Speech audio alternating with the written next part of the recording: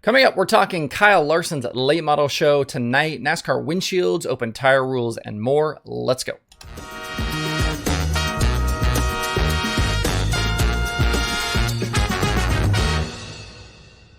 Today is Thursday, April 14th, 2022. Welcome into Dirt Tracker Daily. I'm Justin Fiedler.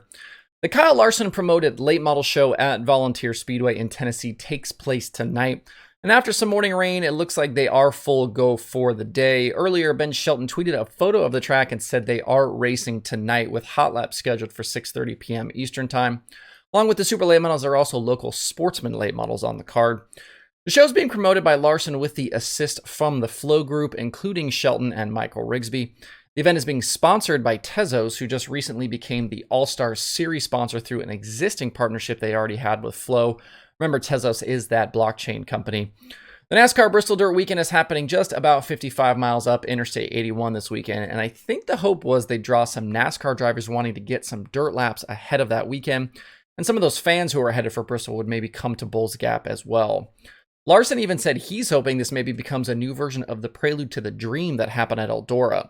But it sounds like it was an issue finding rides for some of the NASCAR guys, especially with all of the parts and tire shortages going on. In the end, though, the field is really Larson, a bunch of big late model guys, and Hendrick driver and last week's winner at Martinsville, William Byron. So not that big NASCAR contingent in the field, but Clint Boyer will be on the call on Flow Racing, and the field does include names like Scott Bloomquist, Ricky Weiss, Kyle Strickler, Dale McDowell, Jimmy Owens, Jonathan Davenport, Brandon Overton, and a bunch more. We should be somewhere in the neighborhood of 25 or 30 cars for the night. The feature itself pays $20,000 to win and $1,000 to start. Hopefully this can be the start of something bigger for the future. And with that nice money on the line, it should continue to draw the big name late model guys. I'm a fan of Bulls Gap. Big high banks there always lead to good racing since guys can kind of run all over the track. So if you're around tonight and want some racing to check out, this will be live over on Flow if you cannot get to the racetrack. And speaking of Larson, I had a few comments yesterday on my NASCAR at Bristol video about the windshields, and Larson didn't mince words about that topic in an interview on SiriusXM's NASCAR channel.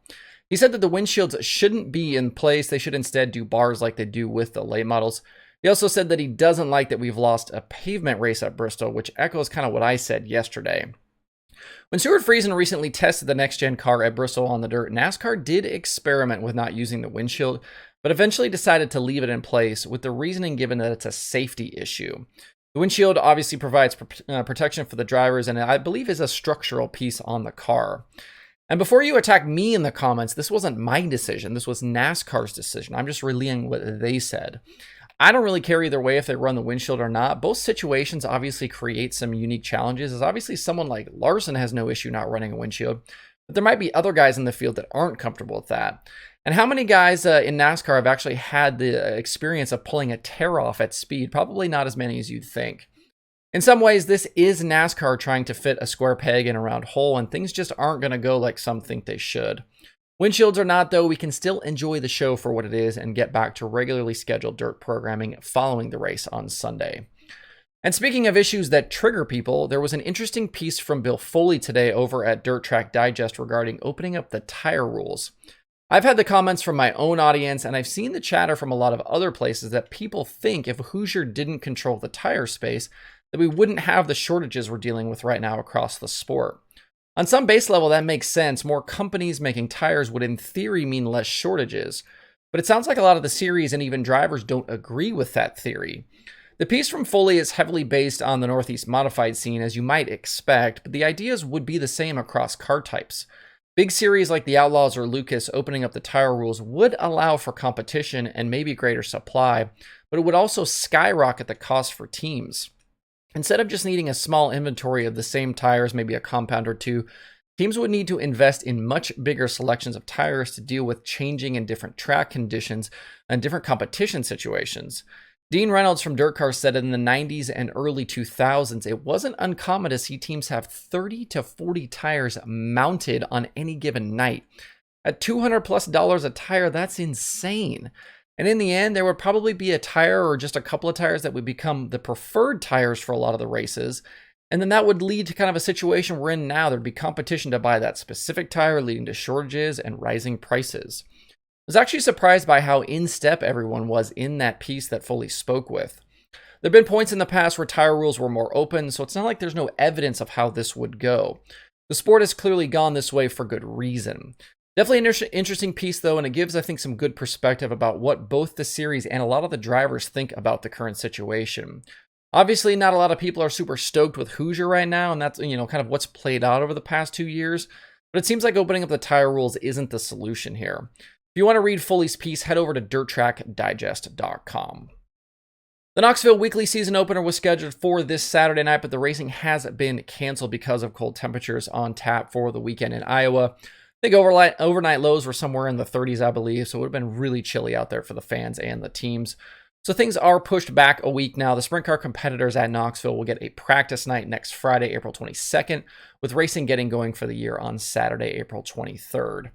And the Knoxville cancellation has since changed the weekend plans for at least one sprint car team. Kerry Madsen and the Toyota-powered Roth machine were headed to Knoxville for the opener from California, but they're now diverting to Missouri to take on the Outlaws at Pevely this weekend. We'll see if any other teams make a similar decision, but that Outlaw field should be pretty dang good for the 2 nights at Pevely.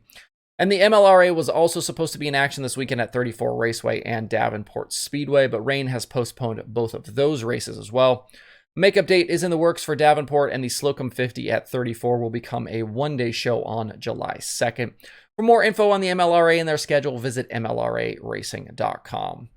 There are 3 shows on the streaming schedule today, all of them happening over on Flow Racing. Like I said, the Kyle Larson Late Model Challenge is at Volunteer Speedway. There are also late models and weekly divisions at Georgetown Speedway, plus Flow 24/7.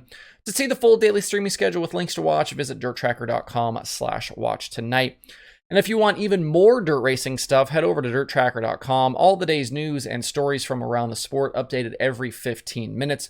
We've got the analytics section with data on more than 1,000 races. There's the streaming schedule, track listings, and more. And most everything on the site is free to use. That's it for the show today. Have a good Thursday. If you have thoughts about the topics on today's show, please leave them in the comments below or tweet at me. Thanks everybody for tuning in. We'll see you tomorrow for more Dirt Tracker Daily.